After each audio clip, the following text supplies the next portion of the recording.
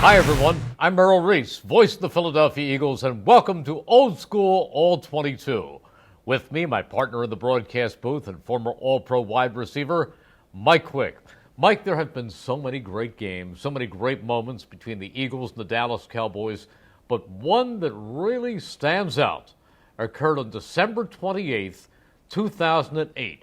We arrived at the stadium early that afternoon, knowing that for the Eagles to get to the playoffs, two very unlikely things had to happen, and the Eagles had to beat the Cowboys, and the Eagles hit the jackpot. Well, there's so many games with the Dallas Cowboys and the Eagles. When I think about that, there's so many big games and so many memories, but this is a game where all the stars had to align properly for the Eagles to get into the playoffs, and they actually did. You know, if you remember, we went on the air, and they had before the actual kickoff, they had the monitor, and you and I were calling the play-by-play of the game between the Raiders and Tampa Bay, yes. Which was one of the things that was concerning the Eagles' future. Once the Eagles and the Cowboys took the field, there was no doubt in my mind that it was going to be the Eagles' day. Well, and let's take a look. We know how it all ended, but let's take a look at one of the plays that made this game what it became. Early in the second half, and with the Eagles up 27-3, Tony Romo was driving the Cowboys deep into Eagles territory. By lining Stuart Bradley over the A-gap, defensive coordinator Jim Johnson forced the center to work in that direction at the snap. And with the overload blitz from the weak side, he had a 4-on-3 matchup in favor of his defense.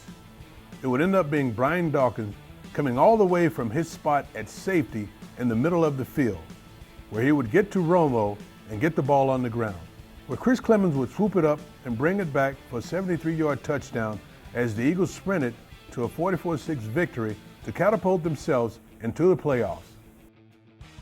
Mike, the night before that game, we went out to dinner with the Cowboys broadcasters, and they told us that at that point, the Cowboys were a deflated football team, that even they felt that the Eagles were going to win.